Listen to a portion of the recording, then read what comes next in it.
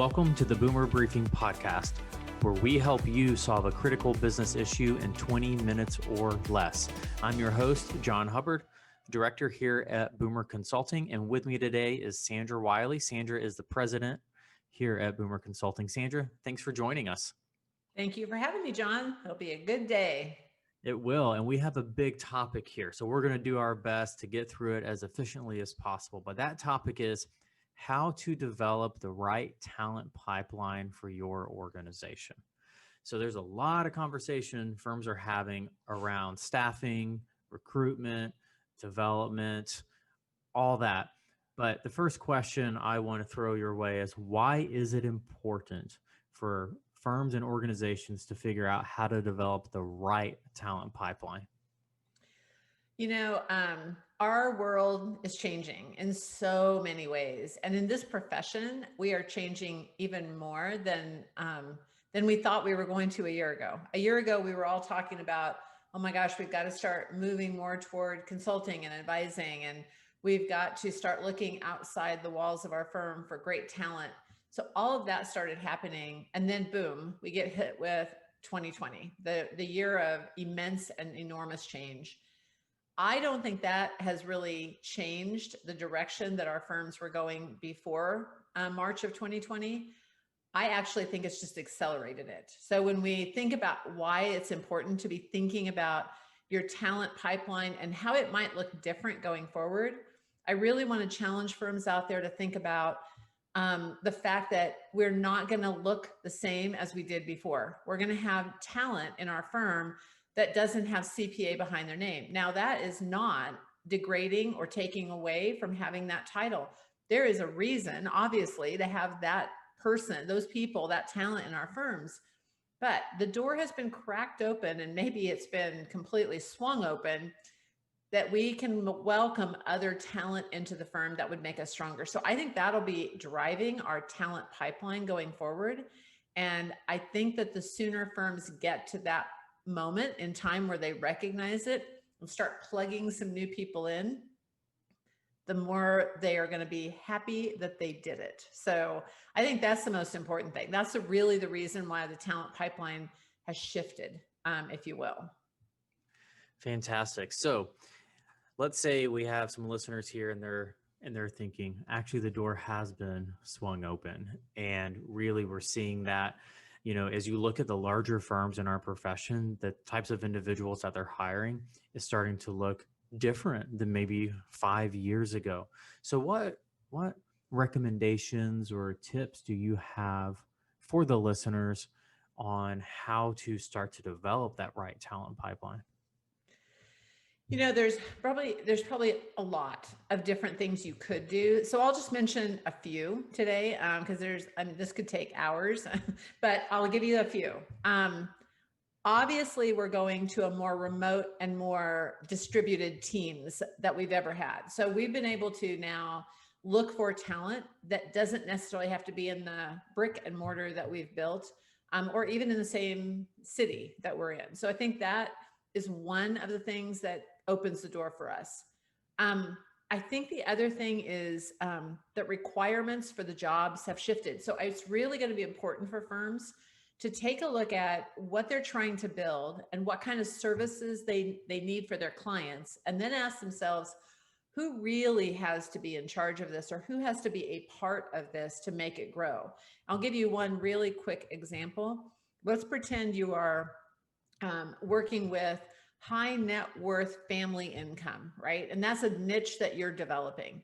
And we've always had a CPA that has worked closely with those family businesses. But what if within those family businesses, they're going to have businesses, right? So what if they could have someone who would help them with their technology? And what if you had someone on your team that could help them with wealth management and investments? What if you had on your team someone who could help them with their human resources? Now, all of those are going to be pieces of the puzzle of helping that client and working with them at a much higher level than you've ever worked with them before. But you personally, as the trusted advisor, as the accountant, or as the accounting professional that's been working with them, you certainly don't have all of those pieces of the puzzle, right? But what if you could have them? What if you hired someone who was an HR professional and a consultant, someone who was a technology professional, somebody who was a wealth management professional, and you could bring them in, and as a team, you work with that client. That client is going to feel the magic, and they are going to feel like, oh my gosh, you really listened to me and you brought to the table everything that I need in order to really make my business amazing. That's the kind of thing that I think are solutions that we need to really watch for. So really finding the requirements that you need to really give value to your client is going to be an amazing outcome.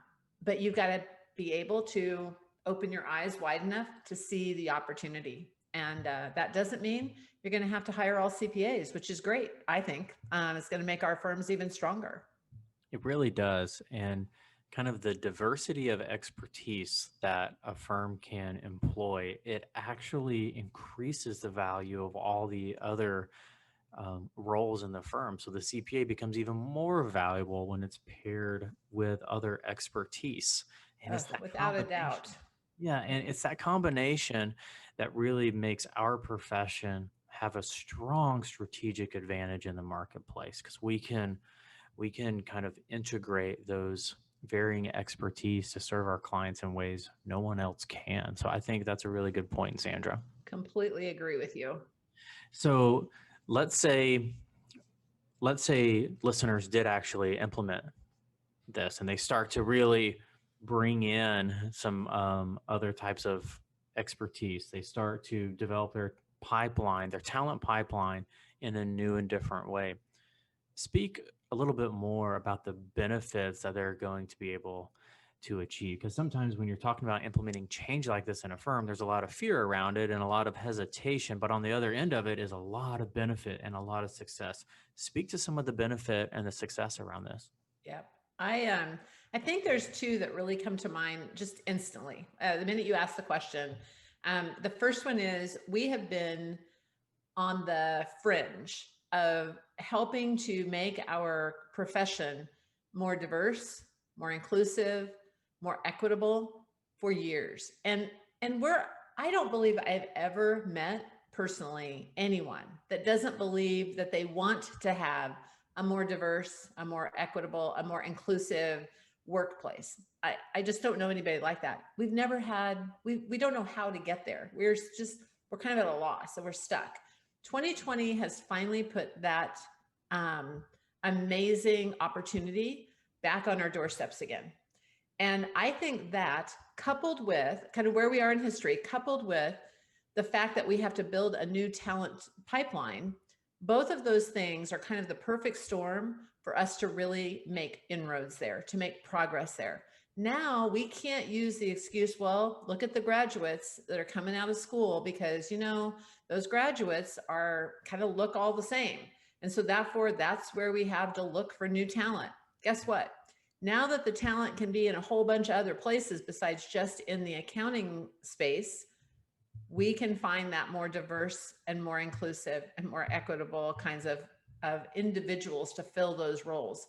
So I think that is a huge opportunity for us. And I think it's one that it is right there in front of us. All we have to do is reach out and grab it.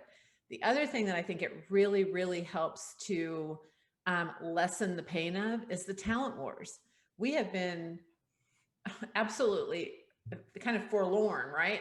We've been so upset for years about the fact that we can't find enough talent and we can't keep them once we've got them, and they run off to go into a different profession because we're working them to death. Here's the deal. This is one of the ways we win the talent war, is we find other talent from other places that we can plug in and make our world better. And it's an opportunity that is just staring us in the face. And all we have to do is open our mind to look at life a little differently and look at the way we put people in our firms differently.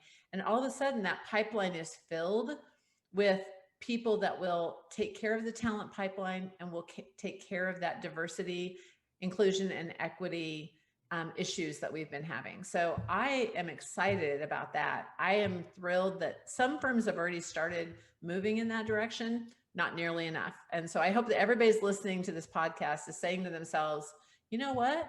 That gives me some ideas, or maybe that's some ways that we can really make a difference. Hope that's Right. happening. Yes. And so you mentioned kind of having our superstars within the profession run off to other professions potentially. So that kind of tees up my next question. How do you see this topic around developing the right talent pipeline and how it might be different than how you've done it in the past? And it might be a little more diverse with varying expertise. How do you see this topic translating or being relevant to outside the accounting profession? You know, it's so funny. I think if you ask the man on the street, right, or the woman on the street, hey, what do people in the accounting profession work on? They will still say things like, well, I think they work on taxes and they're really busy for a few months every year, but they really don't understand our profession. They really don't understand how valuable we are. They do not understand how important the accounting profession is the to everybody, right? Anybody out there, personally or professionally or as a business, nonprofit, whatever it is. But here's the problem. We haven't seen how important we are, right? So as soon as we start looking at ourselves a little differently and we become more relevant, I think we start changing the outside world and how they see us. Years ago, David Maister made the comment about the trusted advisor. And for years, we've kind of hung that sign outside the door and said, oh, we're CPAs, we're trusted advisors. But nobody really believed it inside the firm, and nobody really understood it outside the firm. This is our chance for us to step up to the plate and show ourselves as what we really could be. And a lot of that is we have to have the confidence to do the work.